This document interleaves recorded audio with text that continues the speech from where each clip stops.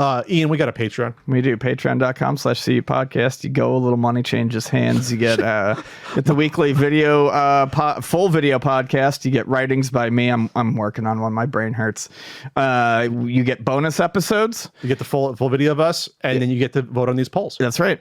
And no NFT early access yet. We're going to work on that in the future. Yeah. In second place, defending retro games that most people dislike, 42%. Stronger showing. I reworded it a little bit. First place, Ian. We don't talk about this sort of game that often. The all-time favorite racing games. I know which one you're going to say. Well, I have two, and I'm not sure which one you're thinking it is.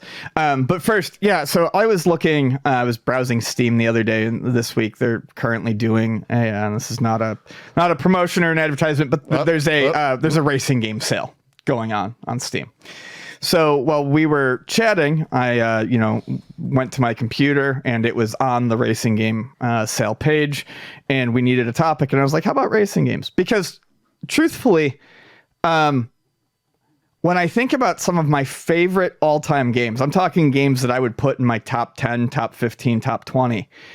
There's a couple of racers in there that would be very high up, but I don't think of myself necessarily as, I guess, a racing game fan, even though I clearly am. I just, and it's funny because I have no interest in cars in real life, but racing games, love them. So for me, I think one of my favorite, like I said, probably top five. There's going to be two: Ridge Racer Type 4 and Wipeout 3. Okay. Oh, Wipeout. Okay. Yeah, Wipeout is one of my favorite series. And both of those are great, not just for the racing, but the presentation in racing games often tends to be extremely slick. And I usually like it. I mean, it's showy. Races are showy to begin with. Cars are showy. So the presentation for racing games is awfully, pretty flashy. Ridge Racer Type 4 has a really great, like, late 90s graphic style to it. Really good, like a great soundtrack, house, deep house, tech house type stuff. And not only is it fun to play, but it's just fun to experience. It's an extremely well designed game. And then Wipeout for me, especially the third one, that could not have come at a better time. I feel like there was no game that was more targeted to my specific tastes. It's, hovercraft racing, so it's not real cars, but it's racing. The sense of speed is extremely fast in those games when you start playing on the higher circuits.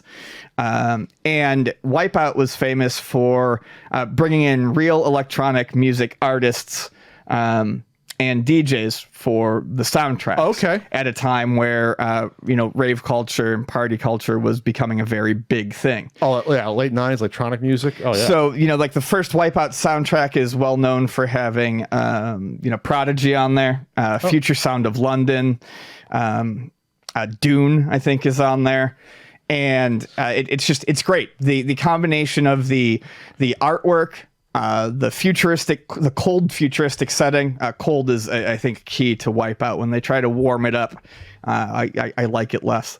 They even had the design done, I think, for the first two games, maybe not the third, done by the Designers Republic, which was a great graphic design house. I fucking loved it. That did all sorts of artwork for Warp Records, Square Pusher, Aphex Twin. They were very, very big in kind of defining what rave culture looked like in the late 90s. So, I mean, just as a whole package, but also as like a really interesting of the moment, like cultural snapshot of a scene, Wipeout is hard to beat. And it's extremely difficult. Like, it's one of those games where when you get good at Wipeout, you feel like you've achieved something, especially on the higher. Just because it's so challenging? It's very challenging. It uses an interesting air brake setup where there's two brakes. You have a brake on the left and a brake on the right. So it's really interesting. It's really technical? Yeah, like when you're going through chicanes and stuff like that, it's so yeah, when I got good enough at Wipeout 3 when it originally came out to play on like the Phantom speed class and get good at it. Yeah, one of the few times where I felt really accomplished in a video game. Okay. Real quick, I have to like discount stuff probably because it's not, I mean, Mario Kart's racing, But to me, it's not like pure racing. I don't count Battle Mario racing Kart. or party racing. It's fun. I love it, but Yeah. it has its own subgenre. Kart racing is its own subgenre Sure. for a reason. Yeah. So I don't count that as pure racing. Pure racing means like, to me, almost no gimmicks. You're racing. You can have Wipeout has weapons, but I need the speed and I need the weapons to feel like they are secondary, not primary. Primary speed. In Mario Kart, and I do it with my friends sometimes. But if you race with nothing on, it's not fun. There isn't that jockeying for position that you get with actual racing games. Sure.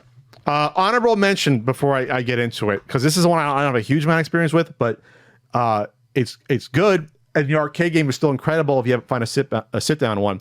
The Star Wars Episode 1 pod race. Oh, it's great, man. That game is so good. Really good sense of speed. It has the levers in the arcade. It's You fun. ever do the sit down arcade? Oh yeah, man. We had one in Buffalo at 2 of the arcades. It's so good. Horrible movie, great game. It's Great amazing. game. I even like the N64 game, to be honest with you. I don't have a huge amount of experience with that, but the different levers made it interesting. Yeah. With that. So cool. So I have 4, and they're all, to me, different types of games, and I like them for different reasons. I'll start with probably my all-time favorite sort of racing arcade game. It's silly, it's great, single screen, Super Off-Road. The reason I like awesome. The reason I like Super Off-Road, and I love Super Sprint, but Super Off-Road sort of perfected that single screen overhead, racing game. Super Sprint's really fun for how clean and Yes. pure of an idea it is. Yes, and for the controls. Yep. And it's basically what Super Off-Road is based on. Super Off-Road is like just a little bit silly. The races are quick. You have to be technical with how you do it. And there's the nitro to give you the boost to catch up. It's not too much. You can spam the nitro, but you run out. You have to upgrade your car. It's smarter overall to invest in the races after the races for your engine and tires and shocks and stuff. And there's also the risk reward in the game where, like, if you want to veer out of the way to get the nitro or even go back a little bit and get the money bag and come by, there's a little bit to that makes it interesting. They do a good job of placing the items in places that you really have to think about, all right, do I have a line going even right now that I can successfully swoop in and grab that? Now, there isn't a huge variety of races. You go, they reverse each race. So there's really, what is there? There are, I think, 6, so it's really 12 or something like that. And the Super Nintendo one adds a bunch more tracks. I think it adds the track pack from the arcade. I think. That's basically, yes, that's what it does. That's right. That's right. It was in the arcade, but you almost never find machines that have the track pack. I've never come across them. Aero Club Dino Bar. Okay. Yep. So you get more. You get a lot more tracks. So that, and plus that's the one that's the first time I saw like that. Because I never saw like the stand-ups like Sprint or Super Sprint multiplayer ones ever as a kid, but I saw that every arcade had that in the late. I love the animations in that game too when the trucks are bouncing around. Yeah, it's great. It's fun to watch. Yes, it's a nice, lovely little game. Cruising USA, we're gonna stick on the arcades. Cruising USA to me sort of defined sort of that next leap into like arcade games, like in the mid '90s to me, with like Killer Instinct, the Mortal Kombat 2s and games like that, where it's like, okay, we're taking this leap forward into like more digital imagery of real people and games and stuff like that. I remember Cruising USA being at, I always bring it up, Casino Pier in Seaside, because Casino Pier was the first arcade every year I see what was new, and they had 4-player Cruising USA set up there, and it was great. You figured out, you can get the police car, and you can get the school bus, and the secrets in there, but it was pick up and play, automatic transmission or manual, and the manual was fairly easy to use and fun. Yeah, I use the manual on that from time to time, and I almost never do. Great theme song. You had Bill Clinton with Babes in the Hot Tub at the end. It was just a goofy, fun game. And obviously, there's probably diminishing returns on the 2 sequels, but they were fun for what they were. They are great arcade racers, but they are 100% games that, personally, I feel, shine so well in the arcade and don't translate home super well, because you realize kind of how simple it is when you're playing in the arcade and the music's blasting and you're sitting in the cabinet. It's a lot more fun, but when you strip it down and take it home, it's a little less spectacular. When you're literally racing to keep your 50 cents or dollar versus you got to be in first place to keep it going. And the N64 port was not a great port. I reviewed that certain N64 guidebook that'll come out at some point in the future. Midnight Club. I brought up Midnight Club a lot before. I never really played it, but I know a lot of people love it. Midnight Club is interesting because it's, it's sort of the subculture of, street racing and stuff like that, which I'm not into. I'm not a big, Fast and the Furious guy, but it's interesting just on its surface, racing in cities at night. It looks beautiful. You have like the reflections of things off the street lights and the sheen on the ground. And I only have a lot of experience with the first Midnight Club, which is, God damn it, 20 years old at this point. Jeez, Rockstar, do another Midnight Club at some point. Yeah, they had what, 4 of them? They had the dub edition. They had like 1, 2, and 3. But it's a great game, Ian, because like there's some leveling up of you're racing for money and things like that, and there is customization in the cars. But the multiplayer, even on one screen, the capture the flag and basically was like tag, was so fun. Just to not get touched by a car and to stay away. Like there was something so fun about that. And even this was 20 years ago. The cities were not huge, but they were fairly big for what they were. Fairly big.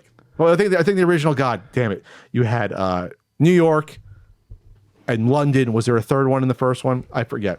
I looked that up.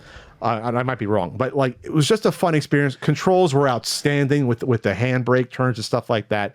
They really got it. And while I'm on handbrake turns, Driver was a really good game, but that's not a straight racing game. But Driver was great. Difficult too. Driver was one of the most realistic, besides stuff like Gran Turismo, one of the more realistic simmy type of games on game like that, where you had to kind of learn how to drive for real with that. I also want to just mention real quick before I forget it, definitely worth a mention. The San Francisco Rush series was a lot of fun. It does not get brought up as often as the Cruisin' series, but particularly San Francisco Rush 2049. The sequel? The home version was great because it had like the stunt course because in San Francisco Rush 2049, if your car did loops or flips or rotated, you'd get points for it. And they created a whole stunt course in that game that was honestly like a big skate park. You could just drive the car around and it was a lot of fun. I actually probably played that mode more than anything. Did you have the N64 or no? Dreamcast. Yeah, Dreamcast.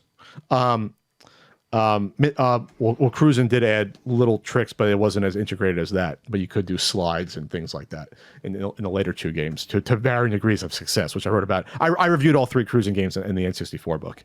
Finally, F-Zero. And I'll stick with the original because that's the one I have the most amount of experience with. Obviously, the one on N64 is a masterpiece. I think spoilers. I think the reviewer gave it 5 stars on the N64. Which one? F-Zero on N64. Oh, sure. Yeah, my God, I've been playing that again on the Switch. It's amazing. It's so good. And I have 0 experience with the GameCube one, by the way. Can we get another F-Zero game, Nintendo? Also very good. Can we get another F-Zero game? Holy shit! We told this before. You can come out with an F-Zero game. So anyway, the original on Super Nintendo. The reason that game is so good, and the only thing that keeps it back from utter perfection, is that there's no 2 players on it. Other than that, it's a perfect game.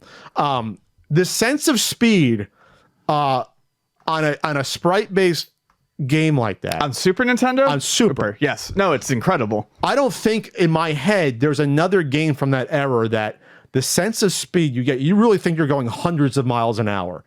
And that effect is almost literally from the force field on the edges of the bubbles, that they're bubbles. Yeah. That like they go by so quickly and smoothly that you're like, holy shit, I'm going super fast. No, it feels like you're screaming in that game. Yes. And the N64 version even more so. Like it just, and the GameCube one, they really, those games and Wipeout on the higher levels really nail like that sense of speed that genuinely feels uncontrollable. Like, holy shit, I gotta slow down. And then at least, I'm not familiar with the Wipeout as much, but when you hit the barriers, you get bounced the hell back. Sure. Like, it's very kinetic feeling. Like, you're feeling like this is really that quick. Like, you're really going through a course, and it's not just a Nintendo trick that, basically you're stationary and the course is moving around you because of Mode 7, basically. It's brilliant. The controls are super on point. And I really appreciated when I reviewed it. It was the first game I reviewed for the Super Nintendo book. The first one I played. Oh, was it? Okay. Absolutely. Oh, yeah, I remember that. I really got to appreciate the controls more, learning how to drive with all 4 cars. Originally, I was only using the heavy red car, the one with the best top speed. But then I realized, like, oh, no, Captain Falcon's car, it's a good racer if you know how to control it. Like, every car... I think his car is supposed to be considered, like, the most rounded. The blue one? Yeah, blue. But every car controls differently, and you have to learn how to drift with them and how to brake beforehand. And I really got to appreciate that more.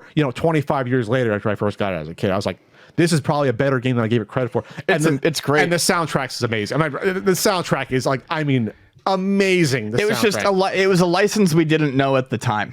And there was no multiplayer. And I think that, was kind of a detriment for it earlier. Versus something like Mario Kart. But it's obviously... Which came later and was obviously way more popular. But it still was a million seller. Rue has his 6-pack that was unopened. He would. Those things are everywhere. We got multiple of those in at Luna. Hey, Rue, you should have flipped them. You could have got some money for him. He wouldn't let me have one at MagFest. Love you, Rue. All right, that's it for this. That was a fun one.